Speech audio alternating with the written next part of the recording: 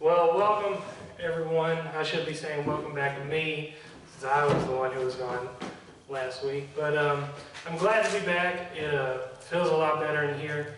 The cold really just accents the hot weather I've had to put up with for the week. But if you guys didn't know, I just got back from vacation. I went down to Gulf Shores, Alabama. Spent the week with my grandparents, my sister, and my two little cousins who are 9 and 10.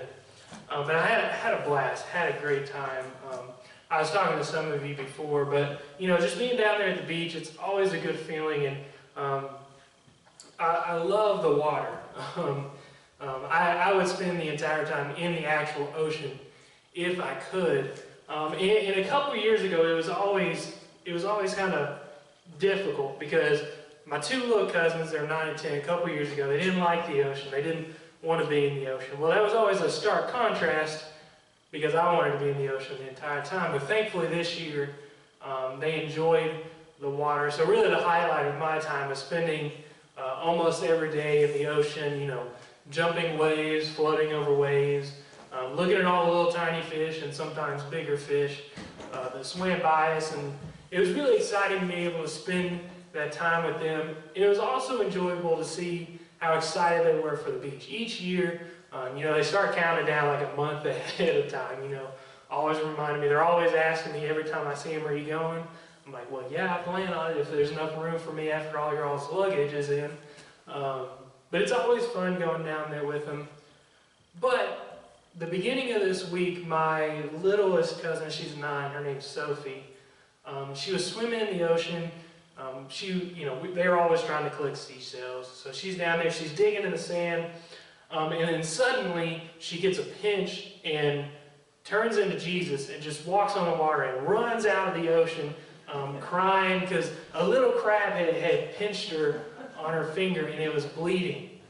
I'd never seen someone go from the bottom of the ocean to the top and onto the surface as fast as she did. But it was a pretty traumatic event for her. She didn't really get much in the water after that. So it was me and her older sister who spent that time. But you never know what's going to happen down there. You never know. Just talk to the weathermen. They said it was going to be rainy all week. It was like 90 most of the days. So it was really enjoyable time. It was a great time to just get away with the family like that. But unfortunately, Sophie, at the end of the week, wasn't a big fan of the ocean. She kind of dwindled that excitement and was kind of falling back. So it was kind of me again in the ocean with her older sister. But I'm glad to be back, and I'm glad to be in front of you guys again. It's always an honor to stand in front of you guys, and it always reminds me how much of an honor it is when I'm not up here. Today, you can see obviously a lot of people are gone. And if any of you guys got sleep last night, congratulations, because I was in the middle of a ton of neighbors, and apparently they decided it was 4th of July last night and had fireworks all night. So I kept waking up in the middle of the night. So if I fall asleep, that's what it was. But, it's a time where everyone's excited about something. 4th of July, everyone's always having parties, they're excited, families coming together, everyone's cooking. All of these things are happening, and it's a time where us as Christians can be thankful and, go on vacation like I did, whether it's just a weekend or anything like that. It's always exciting. But one of the things that often comes with excitement is that idea of build up, build up, build up, and then something happens, and then it gets dwindled immediately.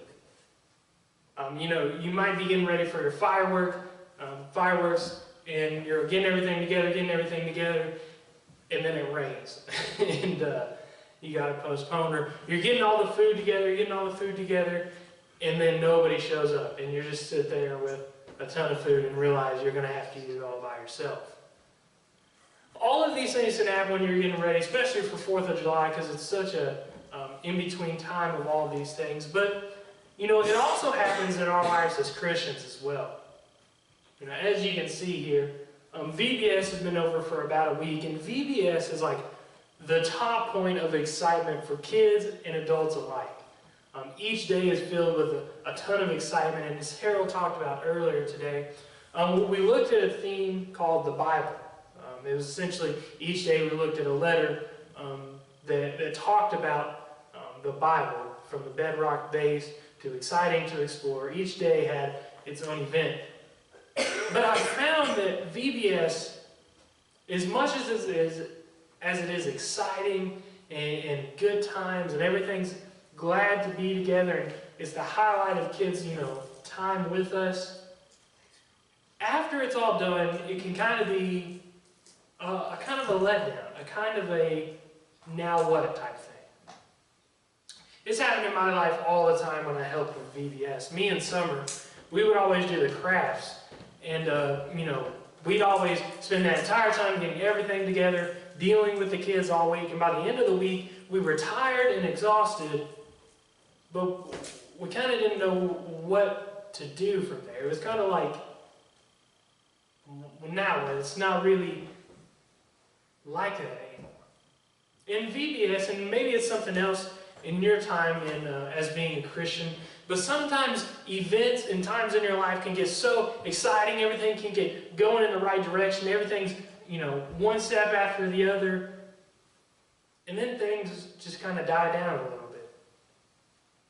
And you don't really know what to do. Maybe you're still excited about doing it. Maybe you like teaching. Maybe you like being involved. Maybe you like helping with things, but then you don't really know what to do next. And that excitement kind of fades away until that next big event. You might remember back when you were a kid going to VBSs, or going to trips with churches or anything like that, where you get really close with God and you're getting one-on-one each day, this in-depth study, and then afterwards it's a year again until you really get that enthusiasm from the teachers, from your other friends, from that idea of studying the Bible. And you can kind of push it off until the next big event. It happens all the time, and it happens to me all the time. You can look so far at getting something done, you're planning on a big event, you're planning for VBS, you're doing all this thing, it takes all this ton of work, and you're excited about it, and after it gets done, you don't really know what to do. You don't really know what to be excited for next, because as you saw on our schedule, there's not many big events coming up here shortly to really get excited about. So as Christians, this excitement is something that's really difficult to handle. It's really something that's difficult to get behind. Because when it comes to being a Christian, when it comes to serving in the church especially, this excitement, it can be kind of a roller coaster of a ride. But if you look at everything else that really doesn't have to do with Christianity, excitement is all around us. Everyone wants to be excited about what they're doing, this big thing, this new invention, all of these things. There's always something to be excited about when we look at things that aren't involved with the church. I mean, from everything from Wendy's getting a new hamburger, to a roller coaster coming to your favorite amusement park, or a TV show finally coming to DVD. There's a ton of things that you can be excited about. So right after you get off the high of being excited about this thing, you can immediately find something else to get you excited about something else. But as Christians, it's kind of hard for us to keep excitement up. Even at the bigger churches who have thousands of people going there, there's still that idea of there's always some downtime between big events. But I want to talk today about how we should look at our excitement and how we as Christians can use our excitement, whether it's something small or big, to spread the gospel or to be in a closer relationship with God. Now, the story I thought about when I was thinking about this idea was from 2 Samuel chapter 6. Now, you guys can feel free to flip over there. It's 2 Samuel, 2 Samuel, chapter 6. And we're going to be looking at the first 15 verses. You feel free to flip there. But you can listen as well. But we're going to be looking at a story. And there's a couple things that I want to mention beforehand so that when you hear him come up, it doesn't stop you from listening. Now, at this time, David was the leader of Israel. He was the king. He just recently become king, and he was, leading all of his people, doing all of these things. And his big goal here at this time was to get the ark back. Now, the Ark of the Covenant, if you're not super familiar with it, it was this place that it was essentially where God dwelled. You see, it was before Jesus came down, and it was in this situation that God said, I will be here, and I will bless whoever has this, and I will do whatever I can to show you that I am here with you. And it was more limited to an idea than when Jesus came, but it was this idea that God wanted to dwell with us and let us know that he was there. So this Ark of the Covenant was very significant and very important to all of Israel because it was a reminder that God was with them. And when God was with them, they could do, all these amazing things. Now, this idea of a cherubim is essentially one of the things on the ark. So when you hear that word, just think ark. There's a couple random names. Abinadab, Ahoy, and Uzziah. These are weird names. They really aren't super significant if you remember the names. But just kind of look past the names, and I want you to look at the story that is coming. Don't get so transfixed on these names or these weird places that you kind of lose track of what the story is saying.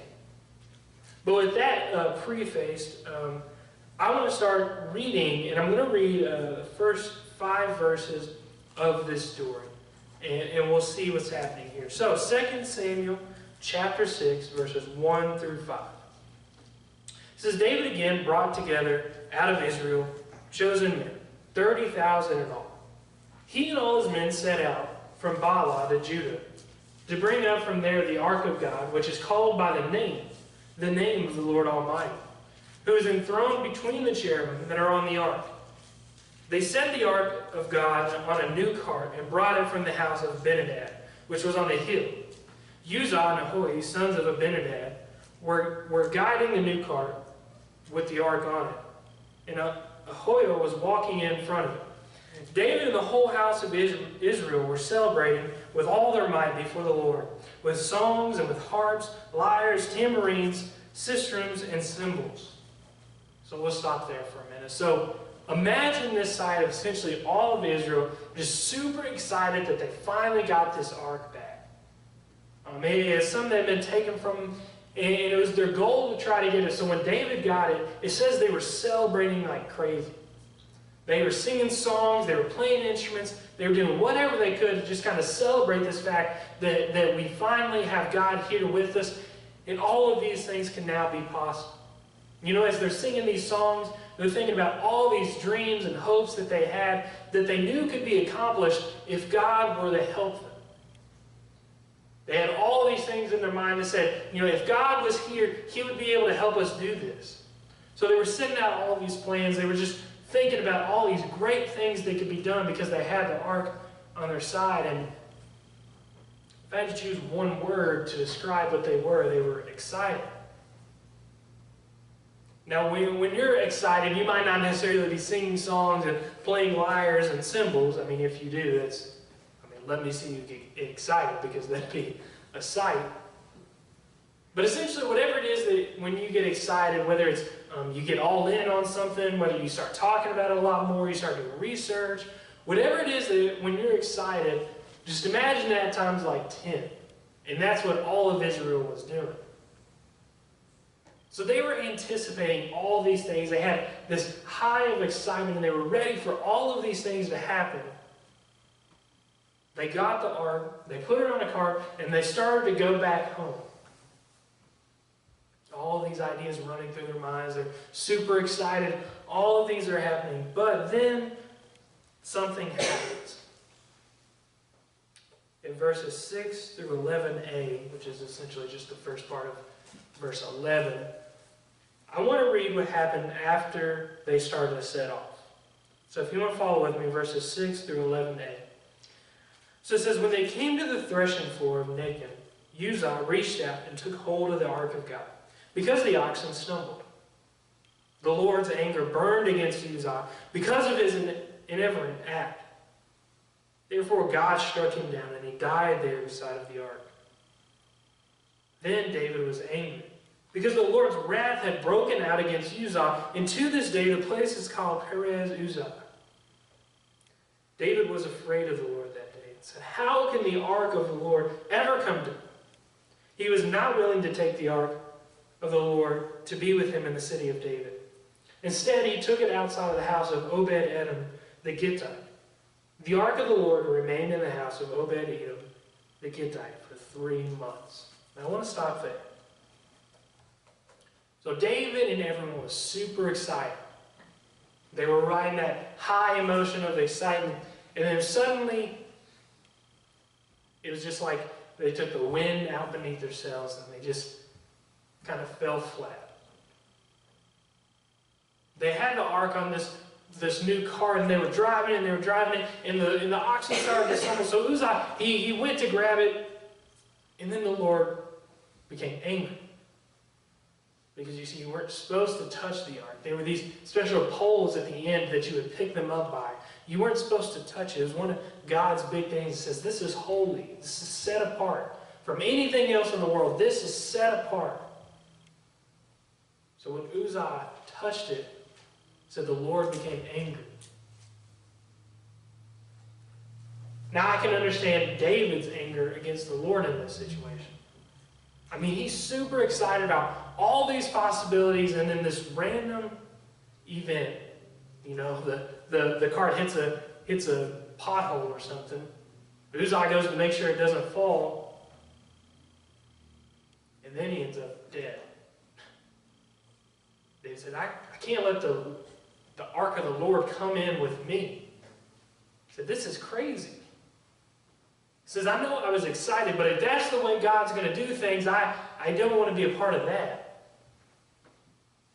I can do all of those hopes, all of those dreams, all those things I had in my mind. I can do those. I'll still get them done.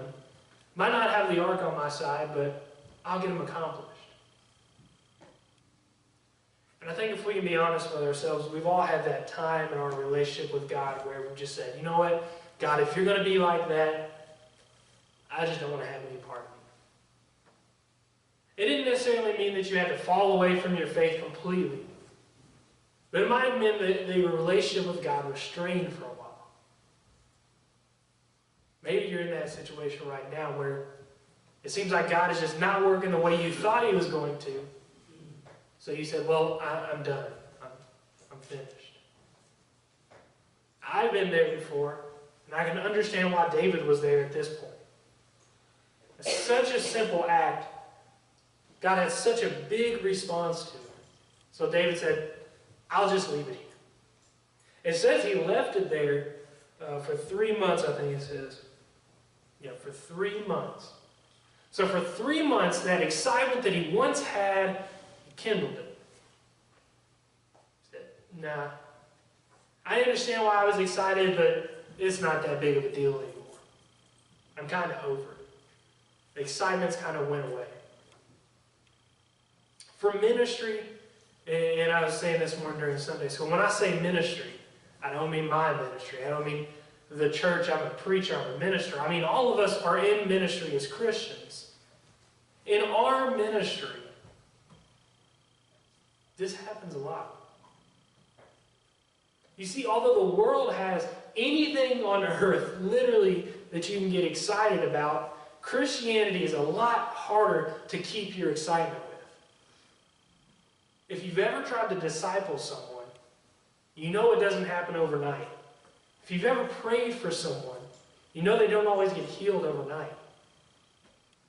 If you've ever tried something and stepped out on faith, sometimes it doesn't take 1 day or 2 days or three days for it to come true. It might take years to come true.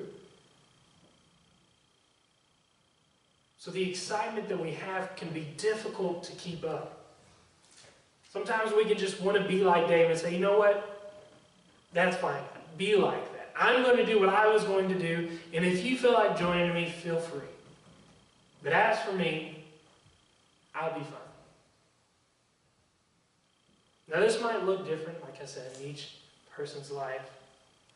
And if you've never experienced this, I want to warn you that it can be very easy to have this happen to you.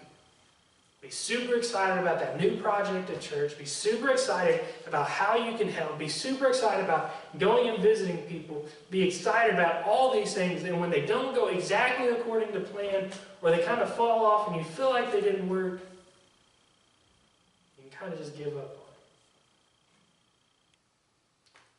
it. And sometimes that excitement we lose never comes back.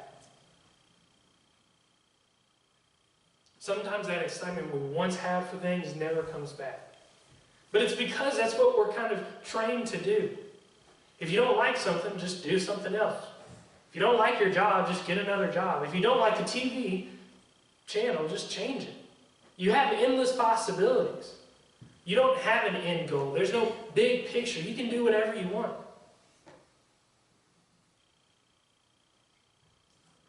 But with God, there's more of a narrow focus. The road is not very wide.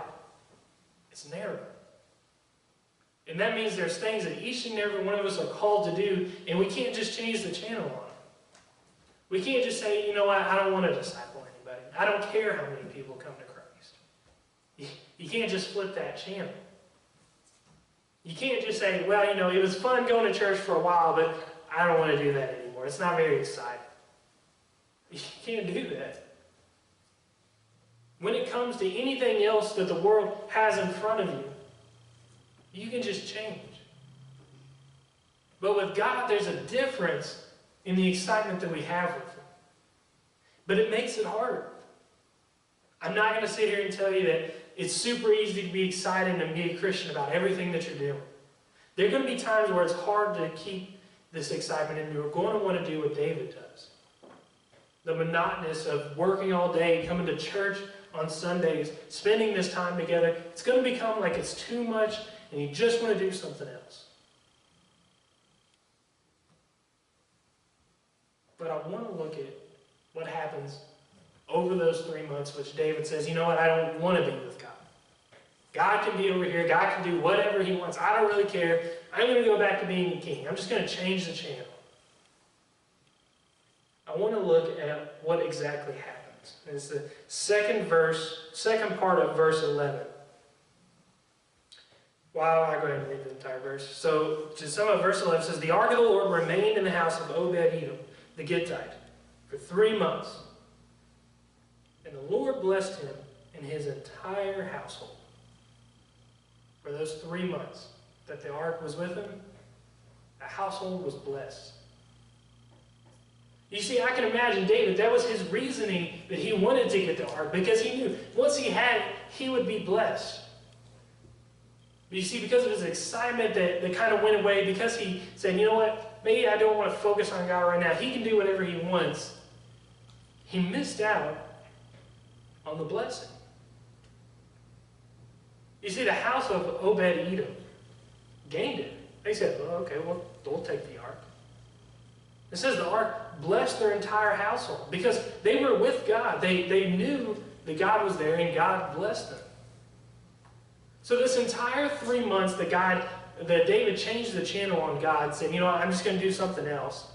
I'm not really excited about that anymore. God continued to still work. It wasn't that just because David pushed him aside that God said, well, okay, well, fine, be that way. See, God never changes, and when He says He'll be there for us, that means He'll be there for us. Even if we push Him to the side, He's still going to be working. Just because we said, well, we don't want to do any evangelism, you can guarantee the Holy Spirit's still going to be moving in people's lives. Just because we might push God away does not mean that God is going to stop working. So look and see what David does, verses 12 through 15. It says, now King David was told, the Lord has blessed the house of Obed-Edom and everything he has, because of the ark of God. So David went down and brought up the ark of God from the house of Obed-Edom to the city of David with rejoicing, When those who were carrying the ark of the Lord had taken 6 steps, he sacrificed a bull and a fattened calf. David, wearing a linen ephod, danced before the Lord with all his might, while he and the entire household of Israel brought up the ark of the Lord with shouts and the sounds of trumpets.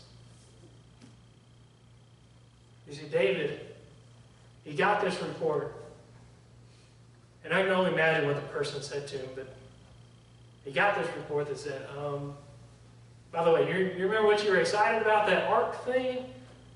Well, you know how you left it with Obed-Edom? Well, now his entire family is being blessed because of it. You remember all that excitement because you knew that God would bless you. Well, I don't know if you forgot about it, but God's still doing that. So it says David got up and he went, and he got the ark, and he brought it in. And he regained that excitement. Because he remembered that when God was there, he could be excited, and he could do all those things that he had in his mind that he could do. You see, I don't know what he was doing while he was in the city. He could have been doing anything he wanted, worshiping God however he wanted. But in the house of Obed-Edom, they were being blessed.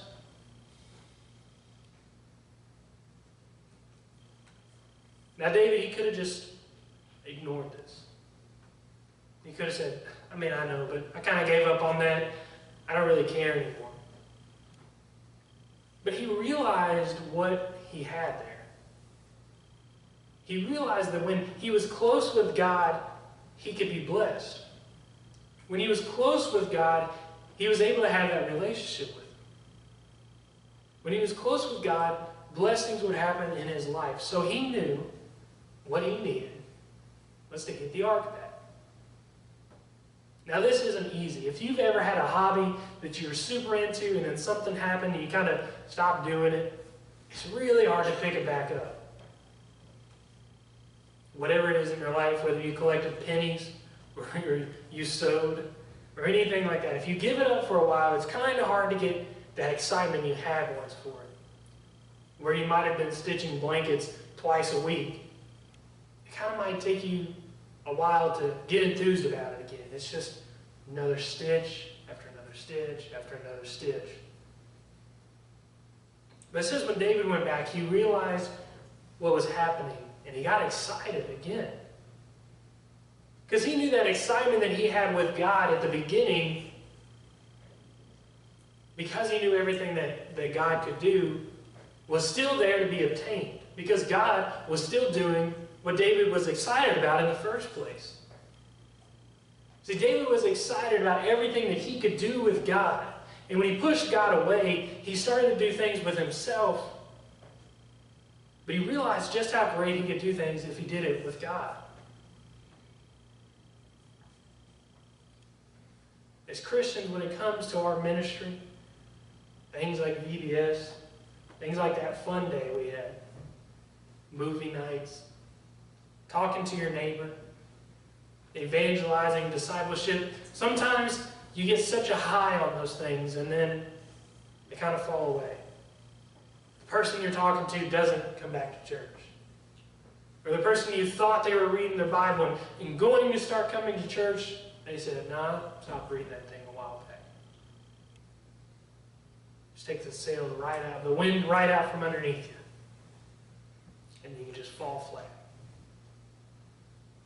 But just because your excitement might start to fall away does not mean that God is not still there and ready to work with you.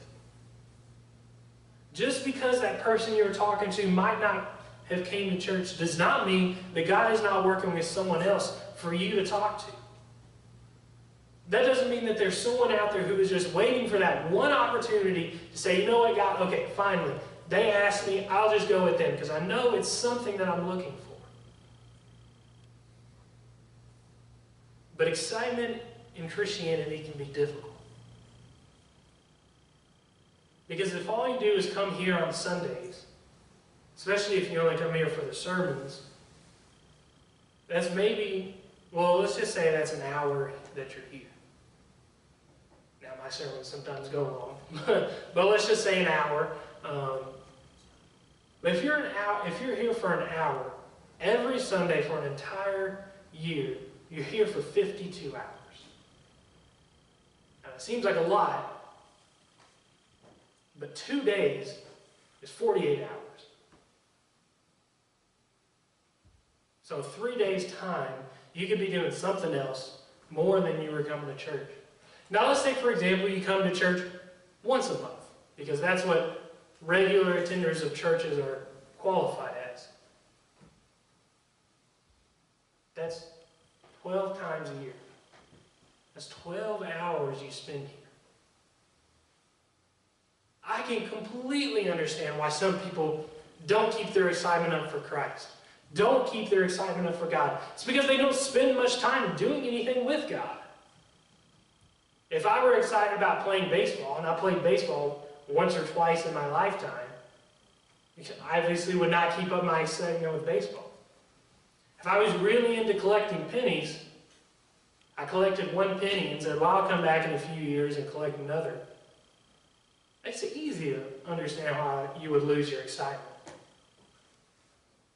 But all of us have the opportunity outside of this church, outside of once a week, outside of once a month, to grow closer with God and to keep our excitement up. Whether that's spreading the gospel to people at your work, writing a letter to someone you haven't seen in a while, giving a phone call, making food, whatever it is that God has equipped you with to keep your excitement up. That's what we need to be doing. I know what it's like to lose your excitement. I know what it's like to say, you know what, God, if that's how you're going to be, I don't want you with me anyways. But in those times that I pushed God away, God never stopped doing his thing. Just because VBS is over and all that excitement is over does not mean that God has went away until our next big event. God is here right now. God is here Monday through Sunday, 24 hours a day, 7 days a week. He's there working. And all it takes for us is for us to realize that and to go back to him and bring him close to us and start trying to do work with him. Now, it looks different in each and every one of our lives. I've said that before. But it does take place in each of our lives. This idea. I want to encourage you guys, when it comes to excitement, I wanted to talk about this because excitement and church don't always go together. And quite frankly, I understand why. But if we could understand how we can use our excitement to benefit others and to benefit ourselves and our relationship with God, then that means we are excited about God, about going to church, about talking to that person down the road, about going and visiting this person. It's not just another thing you have to do, but it's something you can be excited about. Because you know that God's going to be there. God's going to be working. And God's going to help you do whatever you want to do.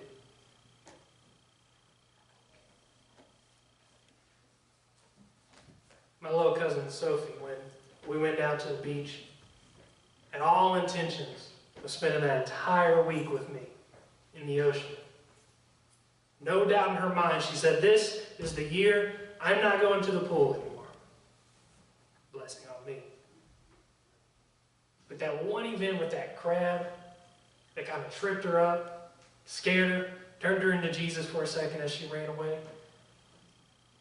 it stopped her. And excitement for getting in the water. She pretty much spent the rest of the week on the sand and in the pool. That month, that year of excitement, the building up of finally getting to do this, it just took one crab and his one little pincher to ruin it all. It's easy for us in our lives for that crab to come up and pinch our enthusiasm about Christ. But it's more important that after that happens, we get back out in the ocean. We get back to doing what we wanted to do, what God has called us to do, what we're excited about. We don't just throw it away. We don't just push it to the side like David did. We don't just stay on the beach like Sophie did. We go out into the ocean, out into the world, out into our homes, our families, our communities, and we show the excitement that you can have when it comes to God. My challenge for you is to find something you're excited about. It's going to be easy to find something you're excited about. You're going to start watching UK basketball and football. That's what I'm excited about. But find something you're excited about when it comes to serving God. Might be writing letters. Might be giving phone calls. Might be just praying for people. Whatever it is that you think God has called you to do, find it. Don't push it to the side. When a crab comes, bites you, you just want to run away and forget it ever happened, come back to it. Keep your enthusiasm, because whether you're there or not, God is going to be working. So that's my challenge for you guys. Find something in your life that you can do to try to help serve God and keep your excitement up year-round, 24/7. Let's pray. Dear Heavenly Father, I want to thank you for this time that we can get back together. God, as the week off of my vacation, I could just think about being back here again and just talking to this family we have at Field Oak. And God, I pray that everything I do would be what you want me to do here. God, I pray for each and every person who this message falls upon their ears, that they would be ready to listen, quick to action. They would be ready to go and do whatever it is you're calling them to do. God, I pray that you would lay it on my heart and everyone's heart here, something that you want us to be convicted with, something that you want our enthusiasm and our excitement to keep us going. God, I'm so thankful for your willingness to keep going even when we want to push you aside. God, I'm thankful that even though we fail and we fall and we run away sometimes, God, that you never stop working. And that we're always able to just come back, fall at your knees again, come close to you again, praise you again, God. And I pray that it is because we can do this that we keep our excitement. Christianity doesn't just turn into something that we do once, twice, maybe 4 times a month. But it becomes something we're excited about, something ingrained within us that we're happy to do, that we love to do. That it's not just another job. It's not something we want to change the channel on. But it's something that we're deeply ingrained and convicted with to keep up and serve you in any way we can. God, I pray that we're able to do that in our lives, our families, and our communities here today. It's your name we pray. Amen.